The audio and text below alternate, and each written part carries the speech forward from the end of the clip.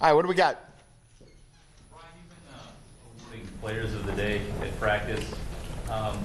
Two of the guys that you singled out early on were Miles and Chase. What have they shown you? Well, I think that particular day,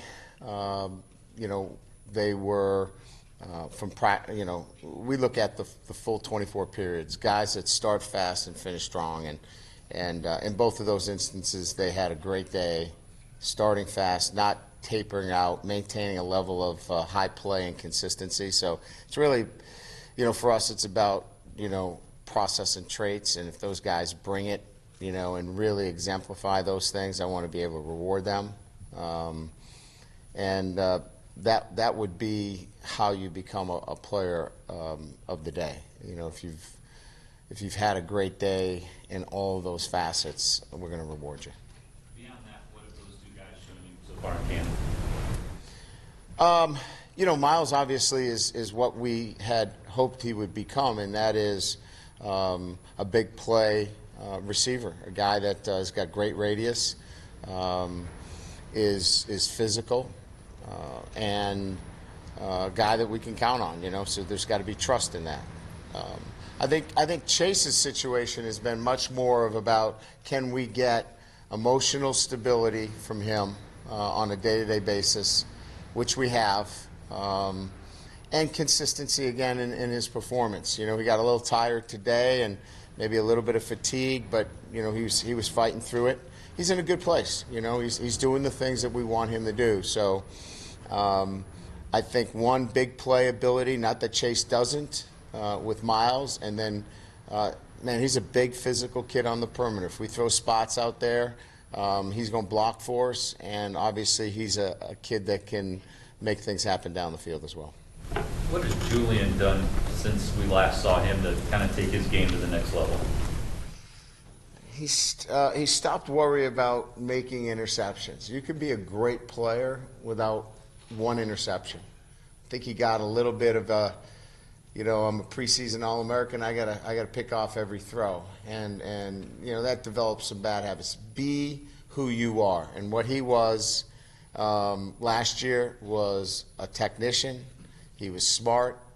He knew time and place in the game, and he got back to those fundamentals and basics, and it's really paid off for him. Brian, I want to ask you about a couple of freshmen. Joe Wilkins caught a lot of balls for you today, and then Shane Simon. How do you feel like he's moving with the pads on, and do you feel like he could get in the mix with you at Grover, helping at Grover? We'll start with Joe. Joe's had a good camp. For a freshman, he's been noticed. So, when you're noticed as a freshman, especially with some depth at the receiver position. Now, Michael not being able to take full reps early on in camp, Michael Young, it's opened the door for him to get some reps, and he's taken advantage of it. Now, he's got a ways to go, obviously, but he's got a really good skill set. I think he can be a really, really good football player for us. He's a guy that, you look to continue to develop, and maybe, there's a 4-game stretch in there that he can really help us. And his defensive days are behind him, you think? His defensive days are behind him. Yeah, we're well behind him. And then Shane Simon. His defensive days are ahead of him. He keeps progressing. It's a lot going on right now for Shane, but he physically can do the job. Now we've got to just get him, mentally understanding where to be and all the nuances of the position. So it's going to take some time, but he's a really good player, and he'll end up, seeing the field for us this year as well. You were discussing Boykin and Claypool, I think, and they are one of a number of just huge receiver tandems in college football this year.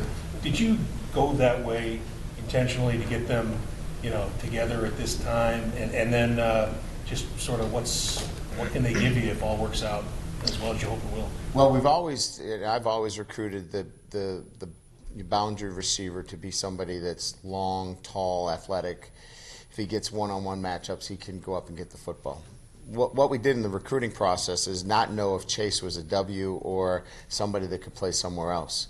So I don't know that it was specific that we wanted to be 6'5" on both sides of the ball, but we have a kid now that has really developed in Chase Claypool that can give us, great balance with size on either side. In other words, if the ball goes out on the perimeter, he's a mismatch for corners. I mean, he's going to block them. He's going to block a spin safety. And so, within our offense, we're spot throwing the ball out on the perimeter if we don't have fair numbers in the run game.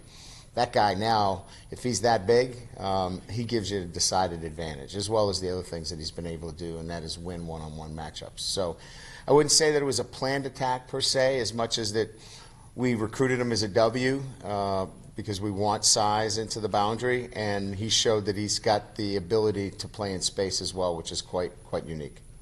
What does Nick Weisher give you football-wise and then also leadership and tangible-wise? Football, extremely reliable. Good hands. You know where he's going to be. It's one of those veteran players on your team that he's going to get you out of some tough situations because you know where he's going to be. As a leader, exemplary. As good as we have in our program. Without wearing a C, I think everybody sees him as a captain and as a leader, and his voice resonates within our locker room. Well respected for the things that he does off the field as well. Wish Fest and what he's been able to do to raise money is pretty extraordinary. We have great kids, right? I mean, we did over 2,000 hours in community service, but what he does targeted in particular, what he's been able to grow has been incredible for a college student. Brad, I think we look at Avery Davis as a former quarterback, so maybe he's a 4-touch, 6-touch player per game. Do you see him as more than that, a running back? I think it really depends on the development of Jafar and him, because it's really a tandem package where we want to be able to personnel the defense in terms of are we going to be in a 3-by-1 or are we going to be in split backs. So some of it has got to be Jafar continues to improve, which he has. So if they both come at it the same way, more than 6 is feasible. If it becomes specialist kind of plays, I think you're probably right, 4 to 6 plays. We're hoping for a little bit more.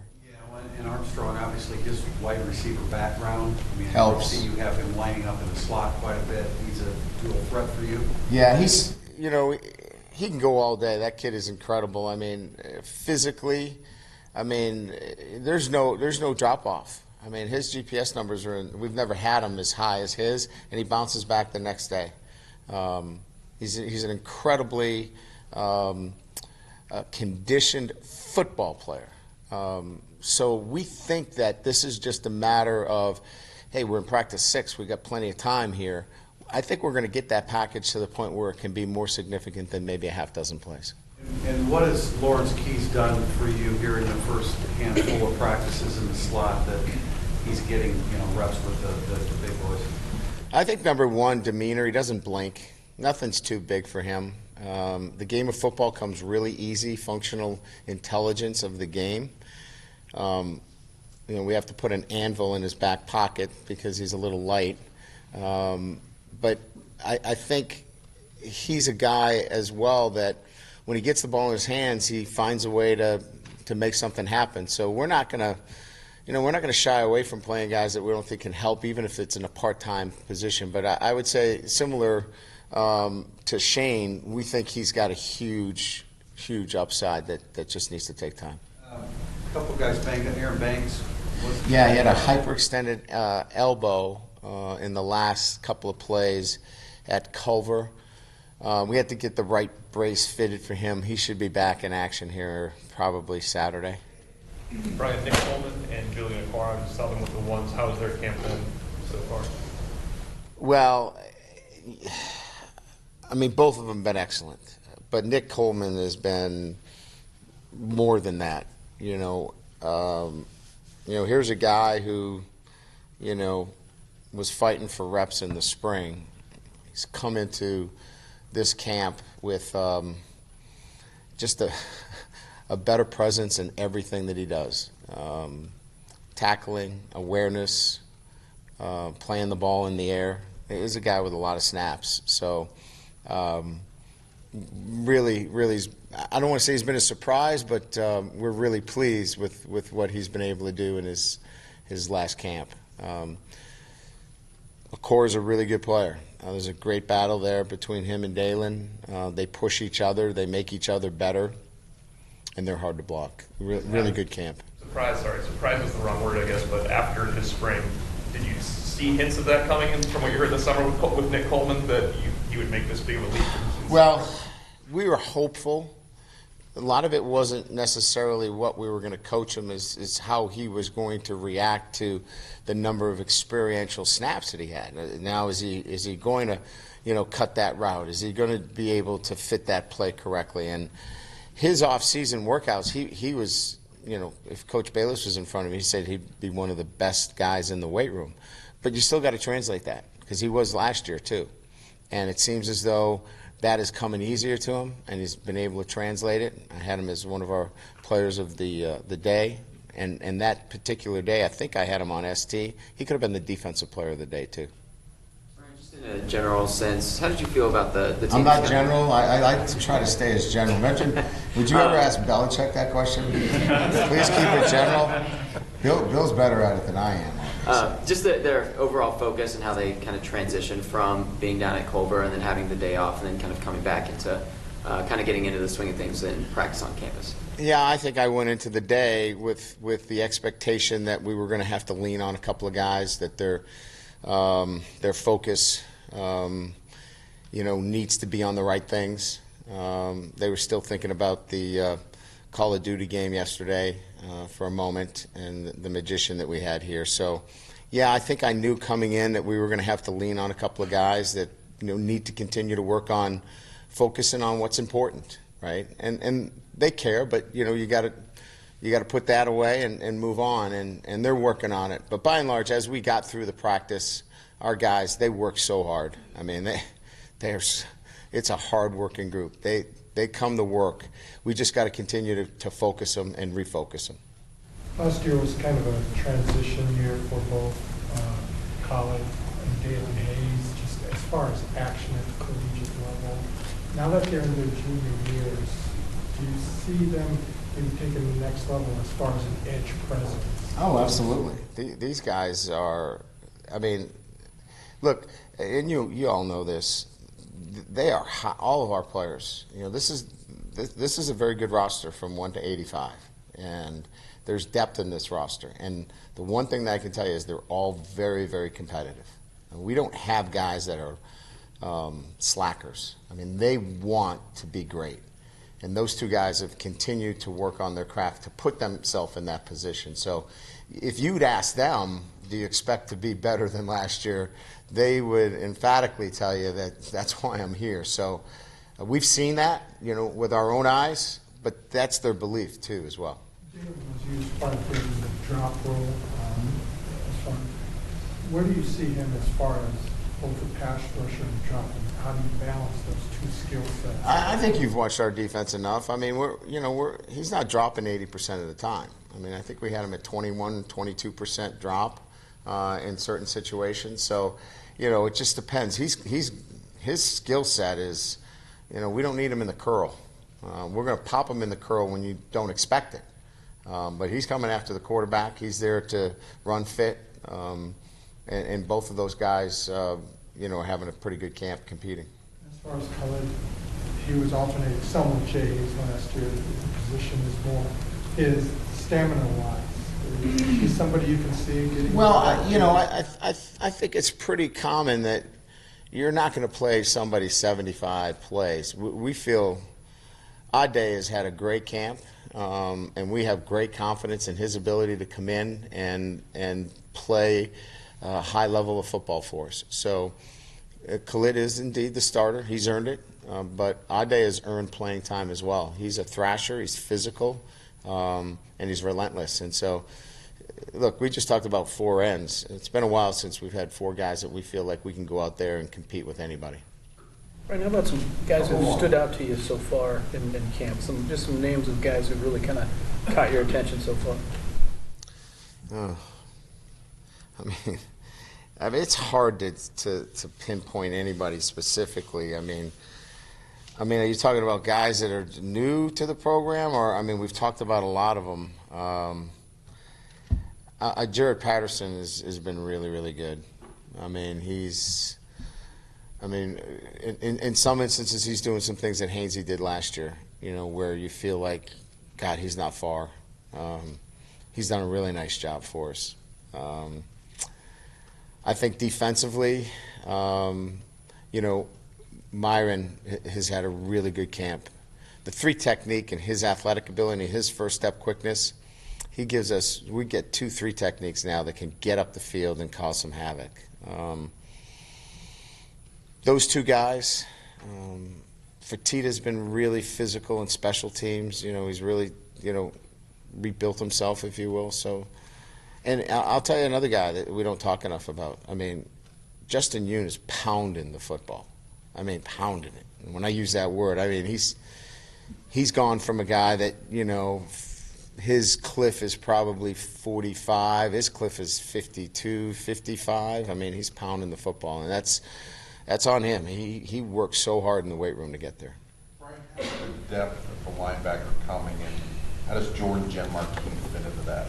Oh, he's important to our depth at linebacker. Absolutely crucial to the depth. He's learning every day. He's becoming much more instinctive at the position. He can make up for a lot of stuff with his athleticism and his toughness. He's a tough kid. But he's in a learning. He's a young player at a new position. He's physically now in a better position from a weight standpoint in terms of strength and weight. And now it's just a matter of, you know, continue to learn. Bo Bauer, you know, he's a pretty smooth operator. You know, he knows what he's doing. He's got good football instincts. And again, he's physically put himself in a better position to compete at a high level. Those guys got to continue to develop more physically than anything else. Coach, where have you seen the biggest growth from your team since the start of camp last Friday? I just think pure accountability and expectations that they have for themselves, more so than we have for them. You know, they come to practice with a purpose. You know, they're tuned into why each day is important, and that's, you know, last year it was much more about, you know, doing the right things. Now they're demanding the right things be done, and that's a nice leap for us. Last week you talked about how around this time you'd start to ratchet up the pressure on Brandon Wimbush. Have you done that, and how has he responded to that? Guns were blazing today. Guns were blazing today. Thanks, everybody. All right, thank you.